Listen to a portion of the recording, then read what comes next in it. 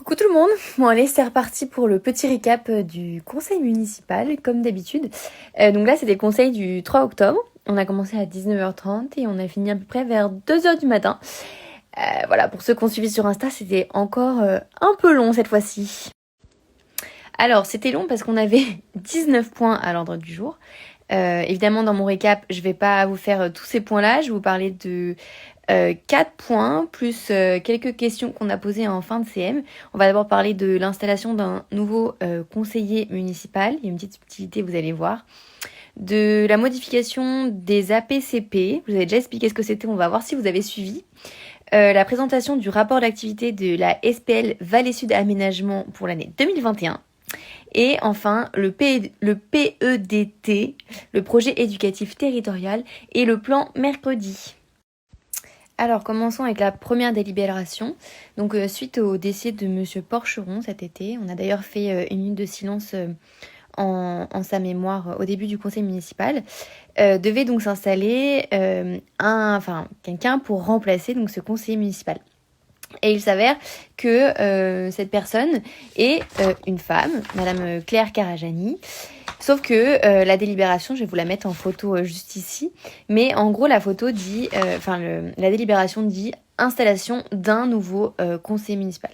Donc bon, à part ça, pas de sujet, mais moi ça me crispe toujours un peu de voir que voilà, c'est une femme et on n'écrit pas que c'est une femme. C'est comme Madame le maire, ça me dérange. Voilà, vous me direz ce que vous en pensez, mais pour moi, genre, c'est pas politiquement, c'est pas spécialement important, mais c'est quand même hyper important dans la visibilité des femmes dans la place en politique.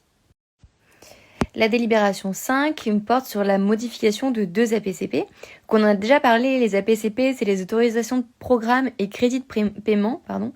Et je vous avais expliqué que ça permettait de faire des projets d'investissement sur plusieurs années, puisque les budgets des collectivités sont annuels, et alors qu'on a des projets d'investissement qui peuvent être sur du long cours, c'est normal. Et donc là, les 2 modifications portent sur la rénovation de l'église Saint-Pierre-Saint-Paul de Fontenay-aux-Roses et sur la rénovation du groupe scolaire des Ormeaux. Alors, la rénovation du groupe scolaire, elle est planifiée pour 12 millions d'euros. Et on a posé la question, et en fait, il n'y a pas de projet. Voilà, on nous a donné aucun projet, aucune explication de pourquoi ces 12 millions d'euros étaient planifiés, ce qu'ils avaient en tête comme projet. Ils nous ont dit que pour le moment, ils avaient rien et que quand ils auraient quelque chose, ils nous en parleraient. Voilà. Et donc là arrivent mes 2 premières remarques politiques. Premièrement, moi ça me dérange qu'en tant que conseillère municipale, je ne découvre ces projets d'investissement que au cours de délibérations comme celle-ci où on vote des APCP, donc des crédits, sans même connaître les projets et ce qu'ils ont en tête. Et ensuite, moi ce qui m'interroge aussi, c'est de voir qu'on met 12 millions d'euros sur le collège, enfin pas sur le collège justement, sur le groupe scolaire des Ormeaux, alors que le collège va être fait aussi. Et donc qu'est-ce qui va être fait? Et au-delà de ça, qu'est-ce qu'on fait pour les autres écoles? Parce que pour l'instant, ce qui a été répondu dans les autres écoles, c'est que les travaux de ces écoles-là devaient attendre que les travaux du groupe scolaire des Ormeaux soient faits. Et moi, ça m'interroge beaucoup parce que on peut pas dire à des enfants non, vous allez pas pouvoir ouvrir vos fenêtres pendant encore 4 ans parce que la PCP est prévue pour fin 2026 parce qu'on met 12 millions d'euros sur un seul groupe scolaire. Alors ensuite vient la grosse délibération, la délibération numéro 10, la présentation du rapport d'activité de la SPL Vallée Sud Aménagement pour l'exercice 2021. Donc, déjà, on est au mois d'octobre, on a le rapport d'activité de cette SPL, quasiment un an après, donc quasiment tout ce qui est dedans n'est plus vraiment à jour. Ensuite, la SPL, qu'est-ce que c'est? C'est une société publique locale, c'est SPL, qui se charge donc de toutes les questions d'aménagement pour les villes de Clamart et Fontenay-aux-Roses, qui sont les 2 seules villes actionnaires de cette société.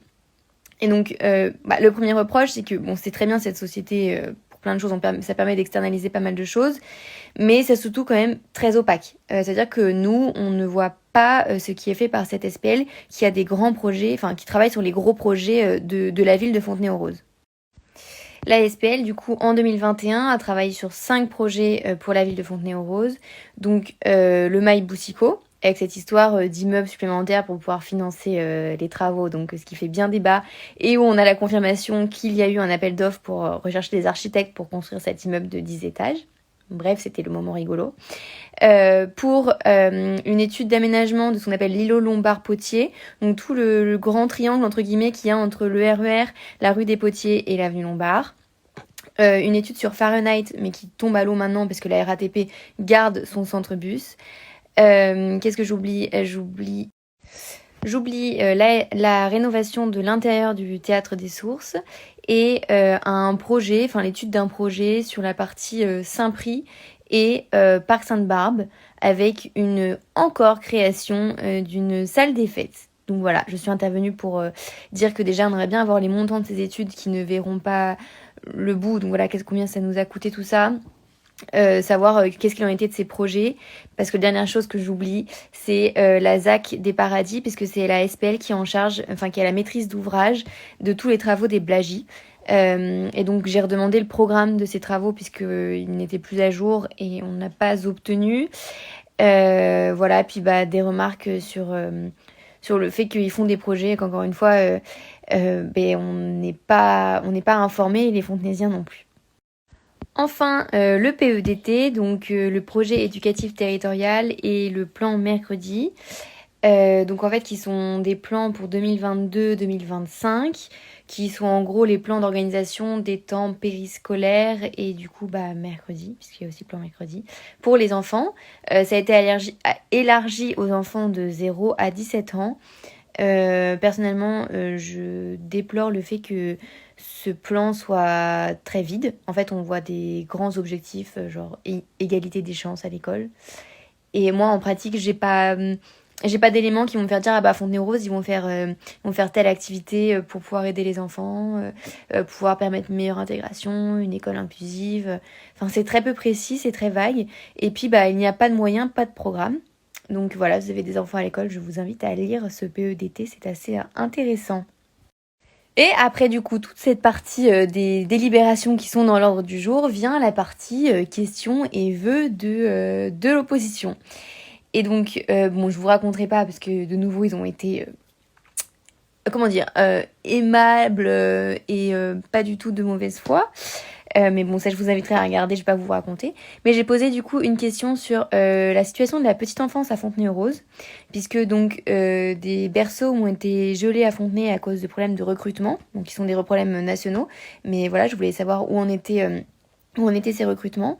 Il y a aussi la situation d'une association de Fontenay qui fait de l'accueil groupé par des assistantes maternelles qui n'avait pas de local. Donc entre-temps, la mairie lui a prêté un local pour une matinée alors qu'il demandait 2 matinées.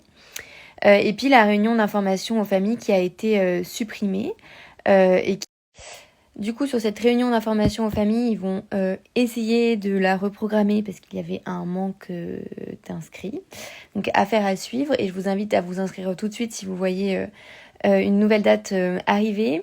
Et sur les berceaux, après qu'ils essayaient un peu de mixer les chiffres du nombre de places en crèche à Fontenay-aux-Roses, on a répondu à ma question et la réponse c'est que ils ont pu faire 3 recrutements, ce qui a permis de rouvrir 4 berceaux.